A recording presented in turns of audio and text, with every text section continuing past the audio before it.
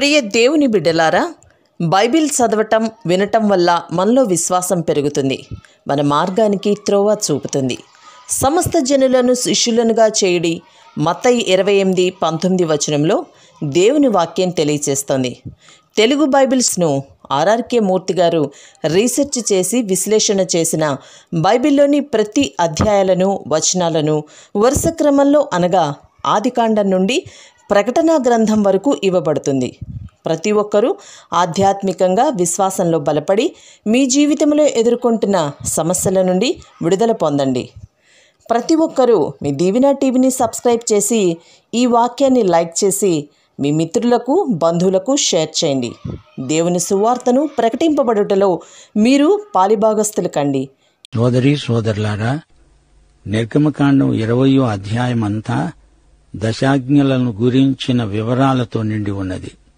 దేవుడు సీనాయి కొండను దర్శిస్తాడు. బలిపీఠాన్ని గురించిన విశేషాలు కొన్ని ఈ అధ్యాయంలో ఉన్నాయి. వినండి. ధర్మశాస్త్రం ఇచ్చినవాడు దేవుడే. అయితే ధర్మశాస్త్రానికి ముందు దేవుడు దశాజ్ఞలను మనకిచ్చాడు. దశాజ్ఞలు ధర్మశాస్త్రంలో భాగమే. బలిపీఠం ఎన్నో సత్యాలను మనకు నేర్పుతుంది. ధర్మశాస్త్రానికి బలిపీఠానికి సంబంధం ఉంది. మానవుడు పాపి అని ధర్మశాస్త్రం చూపితే మానవునికి రక్షకుడు అవసరమని మనకు కనపడుతుంది. గనుక పాప పరిహారానికి బలి అర్పించాలి. అందుకే బలిపీఠం అవసరం. రక్తం చిందించనిదే పాప క్షమాపణ కలగదు. మనకు అద్దం ముందుంటే మన ముఖం ఎలా ఉందో కనపడుతుంది. ధర్మశాస్త్రం అనే అద్దంలో చూస్తే మనం పాపులమని ఇట్టే తేలిపోతుంది. ముఖం కడుక్కోవడానికి నీరు కావాలి. అద్దంతో ముఖం కడుక్కోలేము గదా. మన ముఖం మీది మురికిని అద్దం చూపుతుంది, అంతే. అయితే ముఖం కడుక్కునేటందుకు నీరు తప్పనిసరిగా కావాలి. యేసు రక్తనిధి మన కోసం సిద్ధంగా ఉంది. ఇమ్మానుయేలు రక్తనాళాలలో నుండి మన కోసమై స్రవించిన పుణ్య రక్తం. యెహెజ్కేలు గ్రంథం 18వ అధ్యాయం 4వ వచనం అంటోంది, మనుష్యులందరూ నా వశంలో ఉన్నారు. తండ్రులేమి కుమారులేమి అందరూ నా వశంలోనే ఉన్నారు. పాపం చేసేవాడెవడో వాడే మరణం పొందుతాడు. ధర్మశాస్త్రం అమలుపరచాలి. ధర్మశాస్త్రాన్ని అతిక్రమించిన వారికి శిక్ష తప్పదు. ధర్మశాస్త్రం, కృప ఈ రెండూ ఒకటి కాదు. వ్యత్యాసం గమనించాలి. ధర్మశాస్త్రంలో ప్రేమ లేదు, కృప లేదు. కృపలోని సౌజన్యాన్ని, మహిమను మనం గుర్తించాలి. కృపను కృపగానే బోధించాలి. పాపి యొక్క అక్కర రక్షణ. కృపచేతనే రక్షణ ప్రాప్తిస్తుంది. ధర్మశాస్త్రం మానవుడు ఎలా ఉండాలో చెబుతుంది. కృప దేవుడు ఎలాంటివాడో చూపుతుంది. ధర్మశాస్త్రం యొక్క ప్రాముఖ్యతను కూడా మనం గుర్తించవలసి ఉంది. దేవునికి మనుష్యునికి మధ్య పెద్ద అగాధం ఉంది. ధర్మశాస్త్రం అద్దం పట్టినట్లు, నీవు ఆజ్ఞాతిక్రమం చేసినట్లు రుజువు చేస్తుంది. అద్దం అబద్ధం చెప్పదు. ఒక విషయం గ్రహించాలి. ధర్మశాస్త్రం ఎవరినీ పాపులనుగా చెయ్యదు గాని మానవుడు పాపి అని తేటగా చూపుతుంది. ధర్మశాస్త్రం పాపిని క్రీస్తు వద్దకు తెస్తుంది. బాలశిక్షకుడై ధర్మశాస్త్రం మన చెయ్యి పట్టుకొని మనల్ని క్రీస్తు దగ్గరికి, ఆయన శిలువ దగ్గరికి నడిపిస్తుంది. ధర్మశాస్త్రం మనిషితో అంటుంది, మానవుడా, నీవు పాపివి, నీకు రక్షకుడు కావాలి. సరే, ఇప్పుడు దశాజ్ఞలను గమనించండి.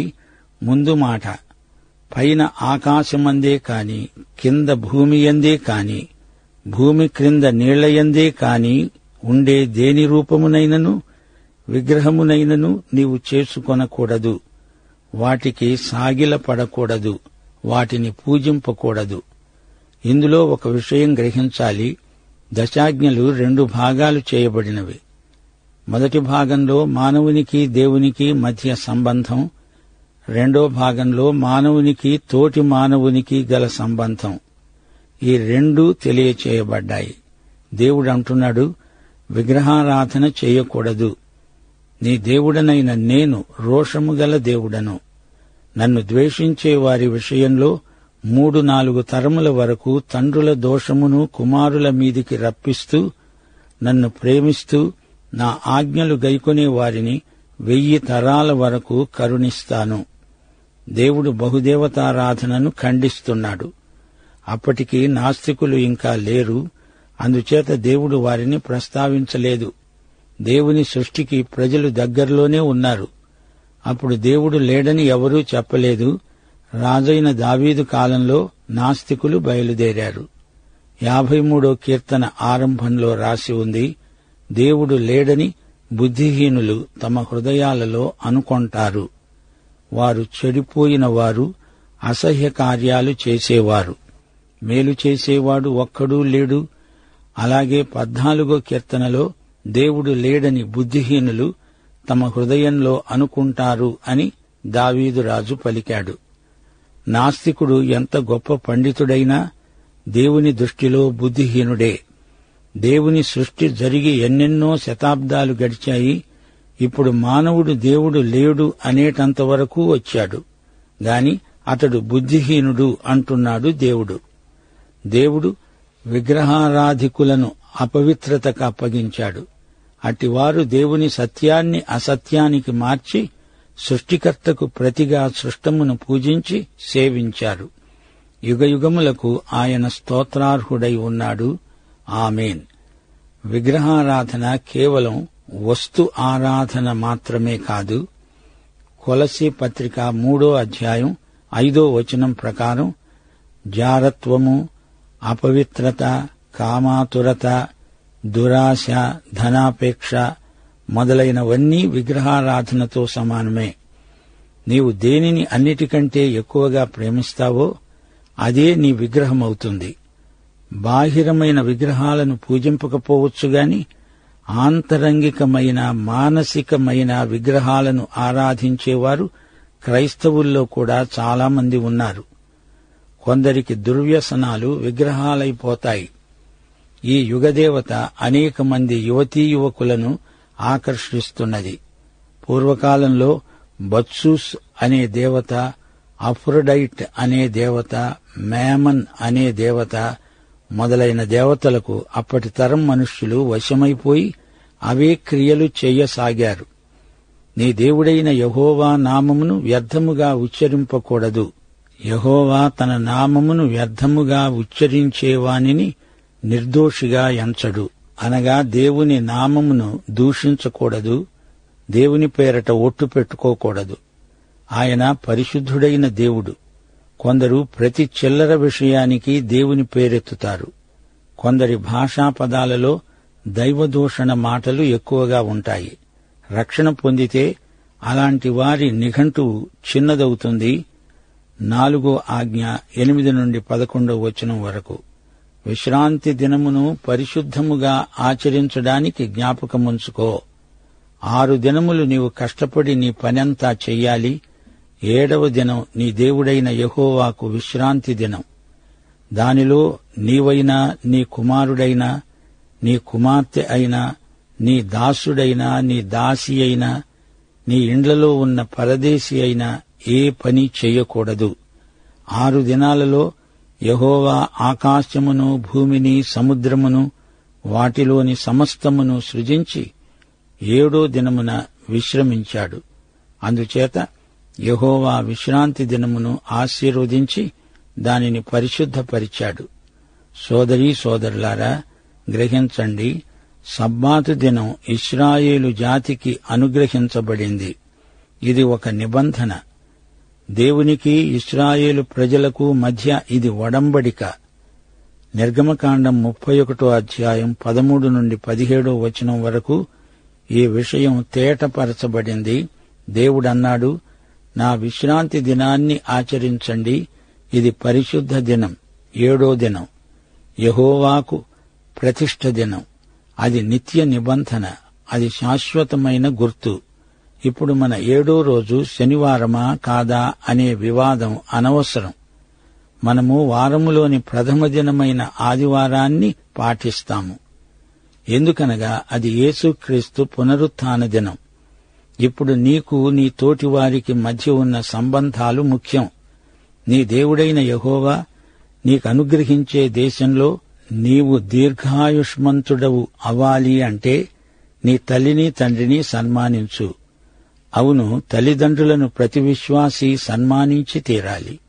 6వ ఆజ్ఞ, నరహత్య చెయ్యకూడదు. నిజమే, మనిషిని మనిషి చంపకూడదు. ఇది జాతి అంతటికీ ఉద్దేశించింది కాదు, ఇది వ్యక్తిగతమైన ఆజ్ఞ. ఇది న్యాయస్థానానికి చెందింది కాదు, జాతీయ యుద్ధాలకు సంబంధించింది కాదు. ఇది వ్యక్తిగత నైతిక విధి. నరహత్య చేయకూడదు. హత్య దేవుని దృష్టిలో గొప్ప నేరం. హత్య కోపం నుండి పుట్టుకొచ్చే తలంపు. సహోదరుని మీద కోపపడినా అది హత్యతో సమానమే. ఇప్పుడు 7వ ఆజ్ఞ వినండి, వ్యభిచరించకూడదు. వివాహానికి బయట స్త్రీ పురుష సంబంధాలు నిషిద్ధం. ఇక 8వ ఆజ్ఞ, దొంగిలకూడదు. హత్య, దొంగతనం వీటిని దేవుడు నిషేధించాడు. నీ పొరుగువాని మీద అబద్ధ సాక్ష్యం పలకకూడదు. ఈ విధంగా అబద్ధ సాక్ష్యాలు పలికించడం ఘోరమైన నేరం. అబద్ధాలు చెప్పకూడదు, చెప్పించకూడదు. 10వ ఆజ్ఞ, నీ పొరుగువాని ఇల్లు ఆశించకూడదు. నీ పొరుగువాని భార్యనైనా, అతని దాసుడినైనా, అతని దాసినైనా, అతని ఎద్దునైనా, గాడిదనైనా, నీ పొరుగువానిదైన దేనినైనా ఆశించకూడదు. అసూయ, ఇతరుల ఆస్తి మీద ఆశ విగ్రహారాధనతో సమానం. కొలసీ పత్రిక 3వ అధ్యాయం 5వ వచనం, ధనాపేక్ష విగ్రహారాధనే అని చెప్తున్నాడు పౌలు. ఈ రోజున ఈ వచనాన్ని మా శ్రోతలు జాగ్రత్తగా పాటించాలి. హత్య, వ్యభిచారం, దొంగతనం, అబద్ధ సాక్ష్యం కల్పించడం ఇవన్నీ దశాజ్ఞల్లో దేవుడు నియమించిన కట్టడలు. సోదరీ సోదరులారా, దశాజ్ఞలు సార్వత్రికమైనవి. ఇవి స్వయంగా దేవుడిచ్చిన ఆజ్ఞలు. వీటిని పాటించి తీరాలి. ధర్మశాస్త్ర ప్రదాన సమయంలో ఇశ్రాయేలీయులు ఉరుములు, మెరుపులు కలిగినప్పుడు భయపడి పర్వతానికి దూరంగా తొలిగారు. ధర్మశాస్త్రం ఉన్నతమైన ప్రమాణాలను ఏర్పరచింది. దేవుని ధర్మశాస్త్రం సంపూర్ణమైనది. అంతేకాదు, ధర్మశాస్త్రం సంపూర్ణతను కోరుతుంది. ధర్మశాస్త్రం నిన్ను రక్షించాలని కోరుకుంటే మొదట నీవు పరిపూర్ణుడవై ఉండాలి. నీవు పరిపూర్ణుడవై ఉండకపోతే ధర్మశాస్త్రం నిన్ను రక్షించలేదు.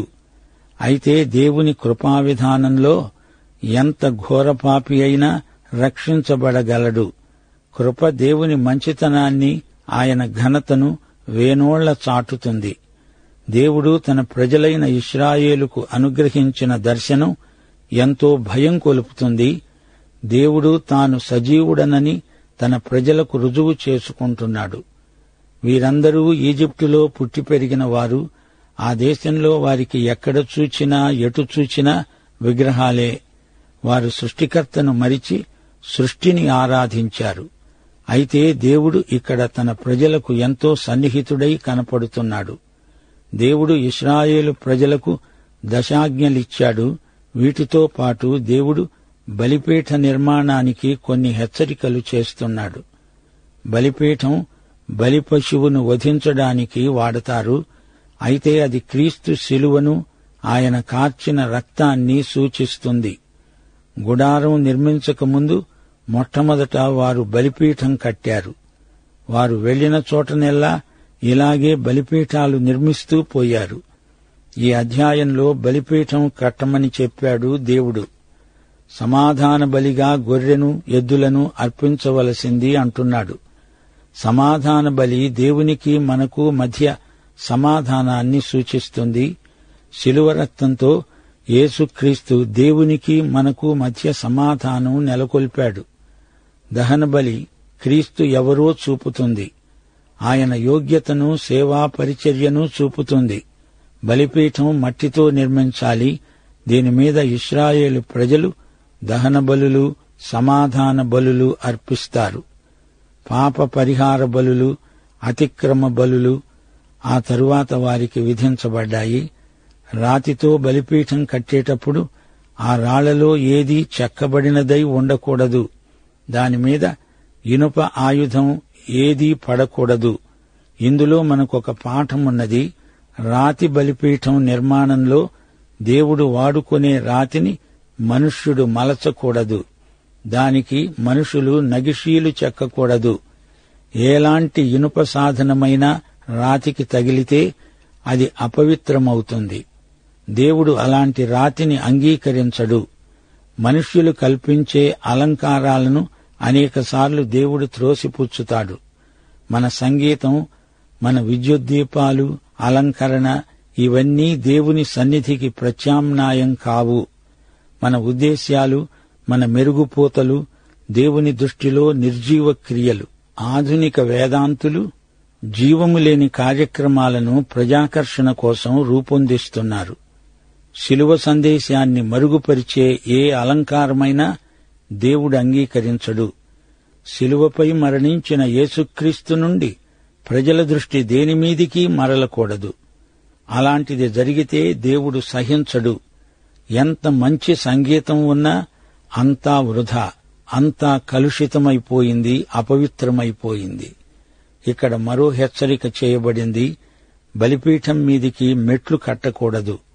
అది మనుషులు తమకు అనుకూలంగా కల్పించుకునే పద్ధతికి సూచన. ఆ రోజుల్లో యాజకులు ఒక విధమైన గౌను లాంటిది వేసుకునేవారు. అందుచేత క్రింద ఉన్న వారికి యాజకుని దిగంబరత్వం కనపడకూడదు. అనగా శరీరానుసారమైన విధానాలు దేవుడు ఇష్టపడడు. సోదరీ సోదరులారా, ఎవరైనా శరీరానుసారమైన పద్ధతులను వాడితే అది దేవునికి విరోధమవుతుంది.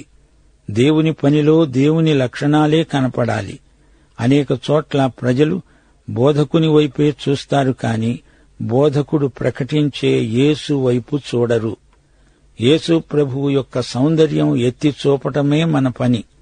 నీ సౌందర్యం కాదు, యేసు సౌందర్యం ప్రజలు చూడాలి. నీ ఘనత కాదు, యేసు మహిమను ప్రజలు గుర్తించాలి. ప్రసంగం విన్న తరువాత యేసు ఎంత గొప్ప రక్షకుడో ప్రజలు చూడాలి. సేవలో శరీరానికి ఘనత కలుగకూడదు. సంఘంలో శరీరానుసారమైన పద్ధతులు వాడకూడదు. సిలువ వేయబడిన యేసును తప్ప మరి దేనిని ఎవరూ ఎరిగి ఉండకూడదు. ఇప్పుడు 20వ అధ్యాయం ముగించాము. కొన్ని ప్రాముఖ్యాంశాలను మీ దృష్టికి తేగోరుతాము. దశాజ్ఞలు ధర్మశాస్త్రమంతటి సారాంశం. బహుదేవతారాధనను ధర్మశాస్త్రం పలు విధాలుగా ఖండిస్తుంది. విగ్రహారాధన నిషిద్ధం. యెహోవా పౌరుషము గల దేవుడు. దేవుని పౌరుషం ఆధ్యాత్మికమైనది. 2 కొరింథీ 11వ అధ్యాయం 2వ వచనం పౌలు అంటున్నాడు, దేవాసక్తితో మీ ఎడల ఆసక్తి కలిగి ఉన్నాను. ఇది దేవాసక్తి, ఇది మానవాసక్తి కాదు. ఈ అధ్యాయంలో 5వ వచనంలో దేవుడంటున్నాడు, నీ దేవుడనైన యెహోవానైన నేను రోషము గల దేవుడను. నన్ను ద్వేషించే వారి విషయంలో 3-4 తరాల వరకు తండ్రుల దోషాన్ని కుమారుల మీదికి రప్పిస్తాను. గమనించండి, తండ్రుల దోషం అంటున్నాడు గాని తల్లుల దోషం అనలేదు. ఎందుకనగా మానవ జాతి మొత్తానికి ఆదాము శిరస్సు. మానవ జాతి యావత్తు ఆదాము నుండే వచ్చింది. ఆదాము పాపం చేసినప్పుడు దానిని బట్టి మానవులందరూ పాపులయ్యారు. మనుష్యులందరికీ పాపం సంక్రమించడానికి ఆదామే మూల కారణం. ఆదాము చేసిన పాపం వ్యక్తిగతం మాత్రమే కాదు, సార్వత్రికమైనది. ఆదాము వారసత్వమే మానవత అంతటికీ సంక్రమించింది. మానవులందరూ ఆదామునందే ఉన్నారు కాబట్టి ఆదాము చేసిన పాపం మానవులందరూ చేసినట్లయింది. లేవి అబ్రహామునందున్నాడు. అబ్రహాము మెల్కీసెదెకు 10వ భాగం చెల్లించినప్పుడు లేవి చెల్లించినట్లే అయింది. పాపము తండ్రుల నుండి సంతానానికి వచ్చినట్లు పరిగణించబడుతుంది, తల్లుల నుంచి కాదు. ఈ సందర్భంలో ఒక సత్యం గమనించాలి. స్త్రీ సంతానం కంటుంది, అంతేగాని ఆమె నుండి పాప స్వభావం సంతానానికి రాదు. దానికి ఆమె బాధ్యురాలు కాదు. అందుకే యేసుక్రీస్తు కన్యక గర్భాన పుట్టాడు. మరియ నుండి ఎట్టి పాపదోషం ఆయనకు అంటదు. యేసు శరీరం పాప శరీరం కాదు. యేసు పరిశుద్ధుడు. ఈజిప్టు దేశంలో ఎక్కడ చూచినా విగ్రహాలే, దేవతలే. అనేక దేవతలను ఆరాధించటం ఆ దేశంలో పరిపాటి. ఈజిప్టులోని అనేక దేవతల్లో యెహోవా ఒకడు కాడు, నేనే ఏకైక దేవుడను అని యెహోవా ప్రత్యేకంగా ప్రకటన చేశాడు. వారిని ఈజిప్టు దేశం నుండి నడిపించిన యెహోవా ఒక్కడే దేవుడు. ఈ సత్యాన్ని పాటించకపోతే వారు ఆయన ప్రజలు అనిపించుకోరు. ఇదే మొదటి ఆజ్ఞ. అన్నిటికంటే ముఖ్యమైన ఆజ్ఞ కూడా ఇదే. ఈ రోజున సమాజంలో కొన్ని విలువలు దేవుళ్లై ప్రజల నెత్తిమీదికెక్కి కూర్చుంటున్నాయి. డబ్బు, కీర్తి, పని, వినోదం మొదలైనవి మన జీవితంలో ప్రథమ స్థానం ఆక్రమిస్తే అవే మనకు దేవుళ్లవుతాయి.